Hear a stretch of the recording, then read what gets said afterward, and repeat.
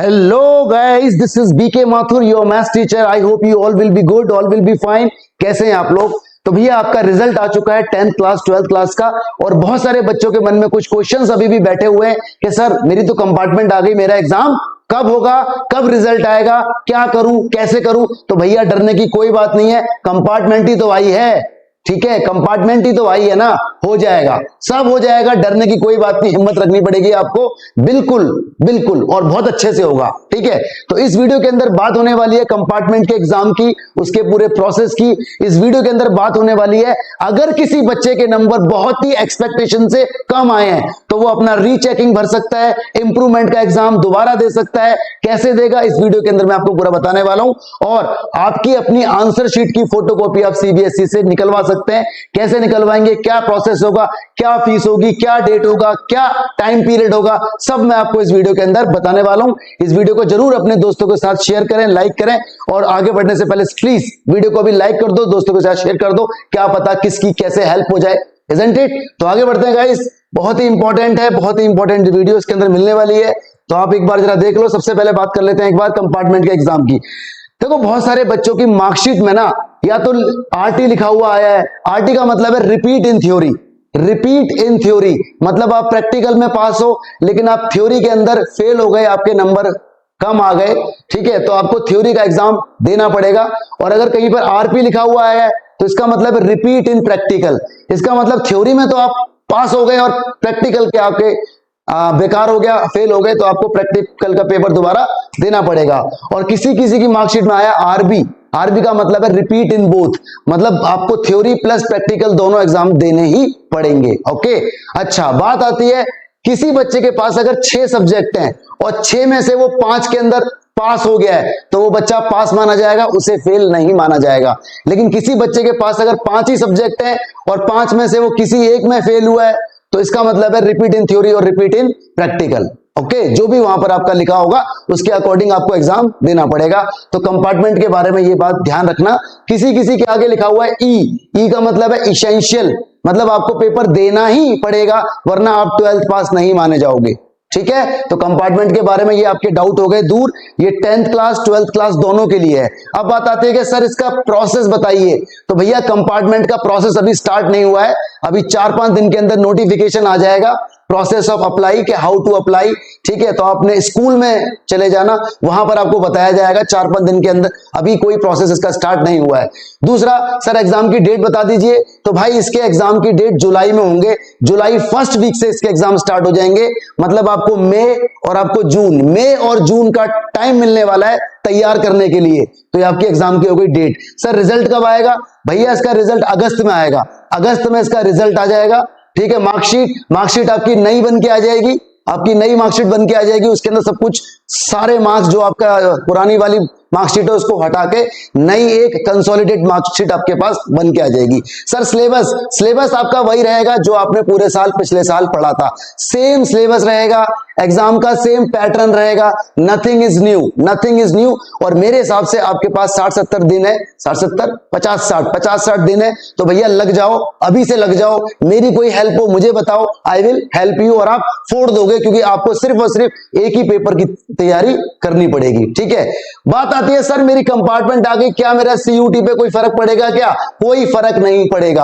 आप सीयूटी का एग्जाम अपना देके आना, अपना एंट्रेंस एग्जाम अपना देके आना और कंपार्टमेंट के अंदर पास हो जाना, आपको बहुत अच्छे एडमिशन से बहुत बढ़िया कॉलेज के अंदर मार्क्स मिल जाएगा अगर आपके बहुत अच्छे नंबर आए तो इन बातों को थोड़ा सा ध्यान रखें, ठीक है।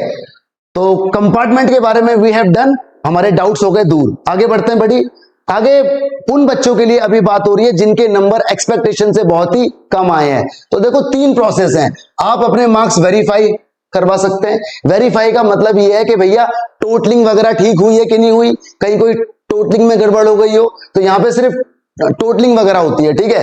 दूसरी बात, आप अपनी आंसर शीट की स्कैन्ड कॉपी, फोटो कॉपी ले सकते हैं सीबीएसई से, तो ये भी प्रोसेस है।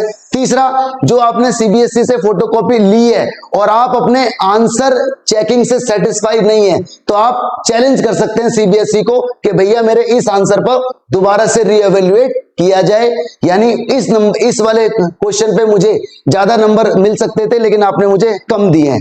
तो ये पूरा एक प्रोसेस है, लेकिन इसमें खास बात यह है कि जो बच्चा इस प्रोसेस के लिए अप्लाई करेगा, यानी ये आपका फर्स्ट स्टेप है, वही बच्चा इस प्रोसेस के लिए अप्लाई कर पाएगा। यानी सबसे पहले आपको अपने मार्क्स वेरिफिकेशन कराने पड़ेंगे, this is the first step.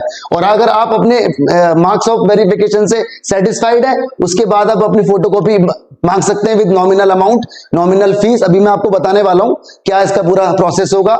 और जब आपको आपकी फोटोकॉपी मिल जाएगी, तब आप देखोगे कि यार मेरे इस आंसर में अच्छे नंबर नहीं दिए गए, तो आप क्लेम कर सकते हो और इस प्रोसेस के लिए आप जा सकते हो। ठीक है, अगर किसी बच्चे ने ये वाली विंडो मिस कर दी, क्योंकि इन सब की डेट है, अभी डेट बताने वाला हूं, डेट रिलीज हो चुकी है, डेट रिलीज हो चुकी है। अगर किसी बच्चे ने ये विंडो मिस कर दी और वो सीधा बोलता है कि नहीं जी मुझे तो मेरी आंसर शीट दे दो, तो ऐसा नहीं होगा।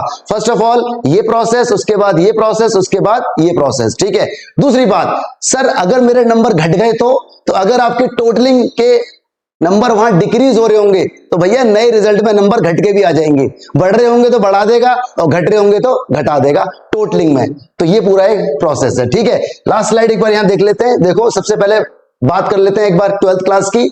सबसे verification of marks, verification of marks का मतलब है आपकी टोटलिंग वगैरह ठीक है या नहीं है। तो वेरिफिकेशन ऑफ मार्क्स की जो फीस होगी वो 500 रुपए होगी। ठीक है, 500 रुपए पर सब्जेक्ट। अगर आप एक सब्जेक्ट के लिए अप्लाई करेंगे तो 500 रुपए।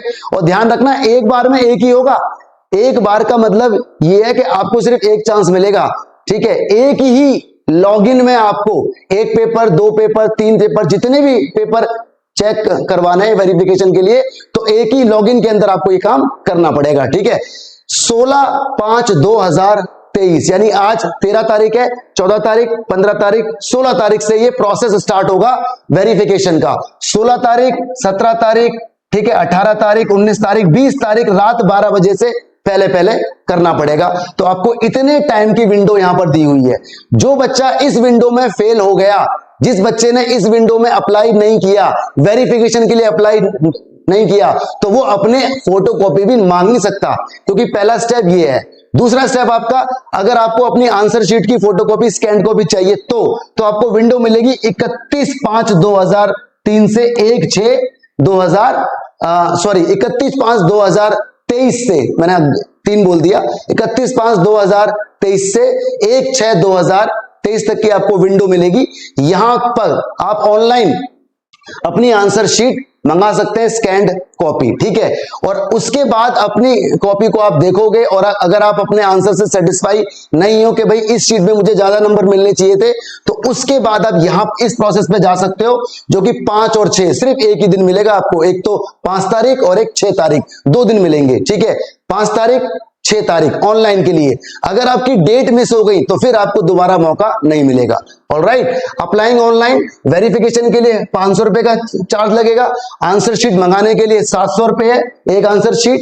ठीक है, जैसे आपको मैथ्स की मंगानी है तो 700 रुपए, फिजिक्स की मंगानी है तो 700 रुपए, इस हिसाब से होगा। और अगर रीएवेल्युएट करवाना तो भैया 100 रुपए पर क्वेश्चन। आपको लग रहा है कि मेरे 3 क्वेश्चन के अंदर नंबर ज्यादा मिलने चाहिए, तो 300 रुपए आपको देने पड़ेंगे। तो ये सारा का सारा प्रोसेस बिल्कुल टाइम टू टाइम है। ध्यान रखना, सबसे पहले ये अप्लाई करना है, उसके बाद ये अप्लाई करना है, उसके बाद ये। अगर ये डेट मिस हो गई तो ये सब आपके लिए बेकार हो जाएगा। सेम प्रोसेस 10th क्लास के लिए है। ठीक है, यहां पर भी देखो सेम विंडो है, 500 रुपए। ओके, सेम विंडो है, 500 रुपए। और यहां पर भी देखो सेम विंडो है, बट यहां पर 100 रुपए, यहां पर 200 रुपए एक्स्ट्रा है। ठीक है, 12th क्लास के लिए 200 रुपए एक्स्ट्रा है, 10th क्लास के लिए 500 रुपए है। तो ये जानकारी मेरे हिसाब से आपके लिए बहुत इंपॉर्टेंट है। तो प्लीज जो बच्चा सेटिस्फाई नहीं है अपनी मार्किंग, अपने मार्क्स को लेके, वो इस पूरे प्रोसेस को देख सकता है। आपको सिर्फ सीबीएसई, ठीक है, cbsc.nic.in पर जाना है, cbsc.nic.in या फिर cbsc.gov.in पर जाना है। सीबीएसई की जो मेन वेबसाइट है उसके ऊपर इंफॉर्मेशन आती रहेगी। डेट्स मैंने आपको सारी यहां पर बता दी। ठीक है जी। तो गाइस एक बात और है, आप आरटीआई भी लगा सकते हो। आरटीआई एक्ट 2005 जो है, इसके भी अंडर आप अपनी आंसर शीट मंगा सकते हो। ओके, तो guys thank you so much, please like share subscribe. I hope ये वीडियो आपके लिए बहुत इंपॉर्टेंट होगी। प्लीज दोस्तों के साथ वीडियो को शेयर करना, और कोई दूसरी इंफॉर्मेशन अगर आपको चाहिए तो प्लीज कमेंट सेक्शन में बता देना, I will make video for you. Thank you guys, thank you so much, God bless you, stay blessed.